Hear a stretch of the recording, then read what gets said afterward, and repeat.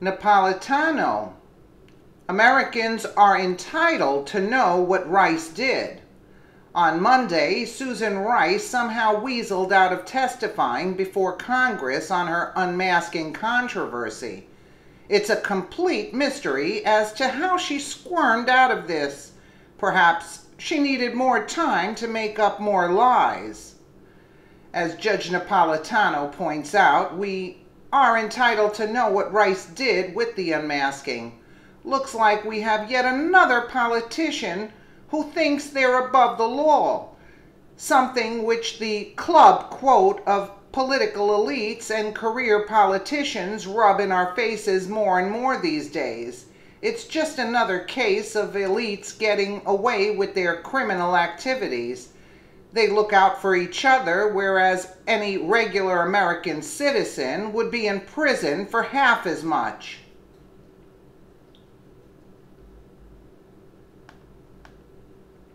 Judge Napalitano, Fox News senior judicial analyst. Judge, good to have you back. Thank you.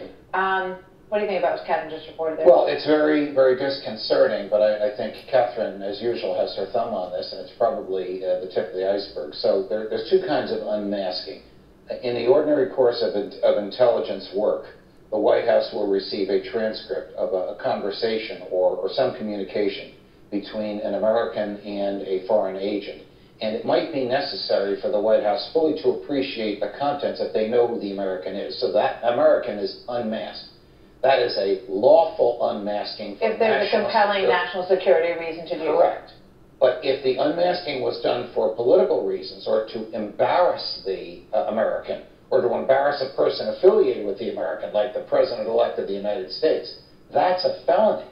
So if these two committees, the House Intelligence Committee and the Senate Intelligence Committee, discover that other than Susan Rice, people in the Obama administration unmasked potential persons in the Trump administration in order to embarrass, humiliate, frustrate then President-elect. This is going to be a fine line to figure out, because here, we all go back to the New York Times story, which basically said that there was a big effort in the Obama White House toward the end of their administration, yes, right before President Trump became president, to get all the little tea leaves they could and leave all the breadcrumbs they could on the Russia investigation out there, because they were very concerned about connections between the administration and the Russia and Russians. So they wanted to do that. They wanted to unmask those names. They got Michael Flynn's name out there, which we know, right? And somehow a portion of General Flynn's conversation with Ambassador Kislyak ends up in the newspaper. Correct. And that portion humiliated him, started the FBI investigation. The FBI interrogated him about it. All right, but apparently misled them.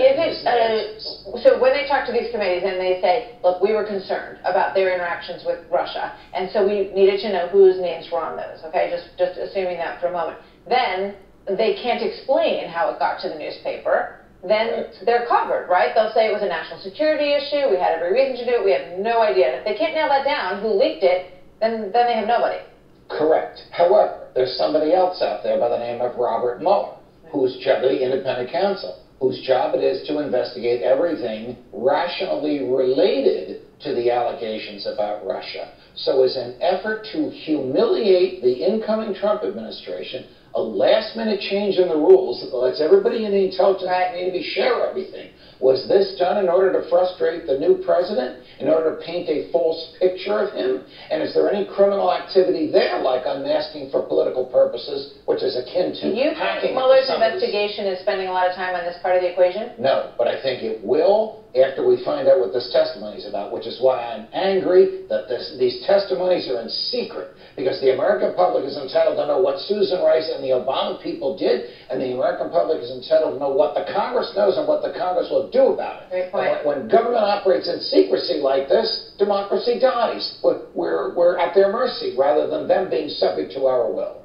Thank you, Judge. You're welcome. So true. That I totally agree with.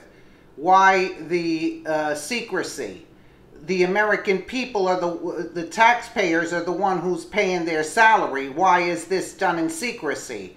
As to not wake up the American people? It's very disturbing.